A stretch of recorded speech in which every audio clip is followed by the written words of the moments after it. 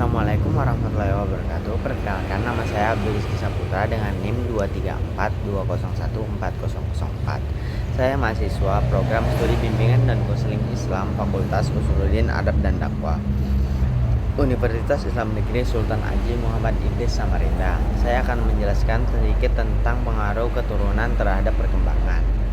Pertama, bab ini membahas perkembangan manusia dari perspektif keturunan dengan tujuan dispensasi sebagai fenotipe karakteristik yang dapat diamati atau diukur. Pertama, kita akan meneliti bagaimana informasi keturunan ditularkan dari orang tua kepada anak-anak mereka dan bagaimana mekanisme keturunan menjadi kita individu yang unik.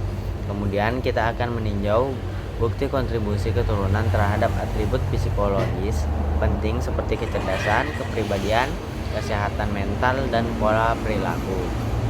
Bukti ini menyeratkan bahwa banyak karakteristik fenotipe kita yang paling penting dipengaruhi oleh gen yang diwariskan kepada kita oleh orang tua kita. Akhirnya, kita akan meneliti pembelajaran terbesar dari bab ini, bahwa gen dengan sendirinya menentukan lebih sedikit dari yang mungkin Anda bayangkan. Seperti yang kita lihat, karakteristik manusia yang paling kompleks adalah hasil interaksi yang panjang dan rumit antar kekuatan alam, keturunan, dan pengaruh lingkungan.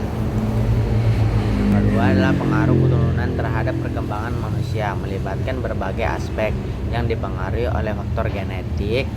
Gen adalah unit pewarisan yang mengandung informasi genetik, di mana menentukan berbagai karakteristik fisik dan perilaku seperti warna mata, tinggi badan, dan kecenderungan terhadap penyakit.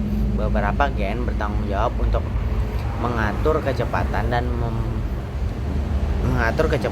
waktu perkembangan, yaitu gen tersebut dihidupkan atau diamati oleh gen pengatur lainnya di berbagai titik dalam rentan hidup. Gen pengatur misalnya mungkin kehidupan, gen yang bertanggung jawab atas percepatan pertumbuhan yang kita alami saat remaja dan kemudian memastikan gen pertumbuhan ini dari masa dewasa. Terakhir, poin penting, faktor lingkungan jelas mempengaruhi cara kerja gen. Tentunya lingkungan mempengaruhi tindakan gen pada berbagai tingkatan yang berbeda. Misalnya, nukleus mengandung kromosom dan gen. Lingkungan di dalam nukleus ini dapat mempengaruhi ekspresi materi genetik. Lingkungan internal yang mengelilingi sel dapat mempengaruhi ekspresi gen. Terakhir, lingkungan eksternal mempengaruhi ekspresi materi genetik seperti yang diilustrasikan oleh contoh nutrisi dan perawakan.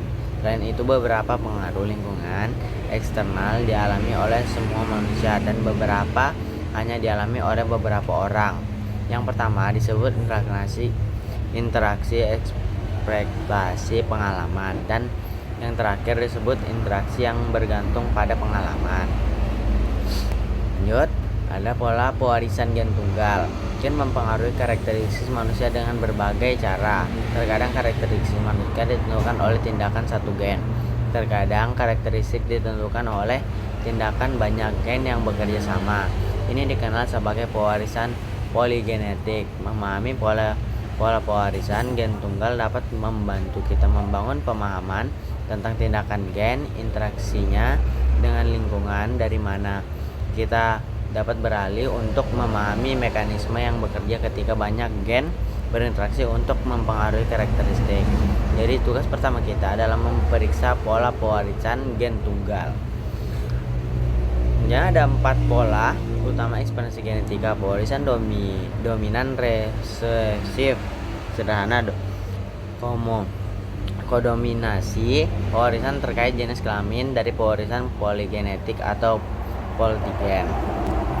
Yang pertama adalah pewaris dominan resesif sederhana, adalah konsep dasar dalam genetik yang menjelaskan bagaimana sifat-sifat tertentu diturunkan dari suatu dari satu generasi ke generasi lainnya. Yang kedua, kodominasi adalah suatu bentuk pewarisan genetik di mana kedua alel dari suatu gen diekspresikan secara bersama-sama dalam fenotipe individu. Yang ketiga, warisan terkait jenis kelamin adalah pola pewarisan genetik yang melibatkan gen yang terletak pada kromosom seks. Yang keempat, pewarisan poligenetik saat ini kita dapat mempertimbangkan sifat-sifat yang dipengaruhi oleh pasangan alel. Namun, sebagian besar karakteristik manusia yang sifat poligenetik meliputi tinggi badan, berat badan, kecerdasan, warna kulit, temperamen, dan kerentanan terhadap kanker. Nya adalah ahli genetika perilaku menggunakan dua strategi untuk menilai kontribusi keturunan terhadap perilaku: pembiakan selektif dan studi keluarga.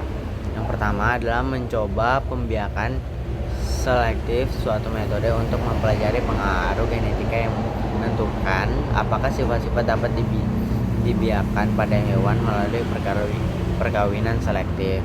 Yang kedua, studi keluarga. Dalam studi keluarga yang umum, orang-orang yang tinggal bersama dibanding untuk melihat beberapa mirip mereka pada suatu atau lebih atribut. Jika atribut yang dimaksud dapat diwariskan, maka kesamaan antar kedua pasangan individu tinggal di lingkungan bersama akan meningkat sebagai fungsi kekerabatan mereka. Sejauh mana mereka memiliki gen yang sama, perhatikan bahwa kekerabatan dan perkiraan. Oke, mungkin sekian dari saya. Sekian penjabaran materi yang sedikit dari saya. Saya kira wassalamualaikum warahmatullahi wabarakatuh.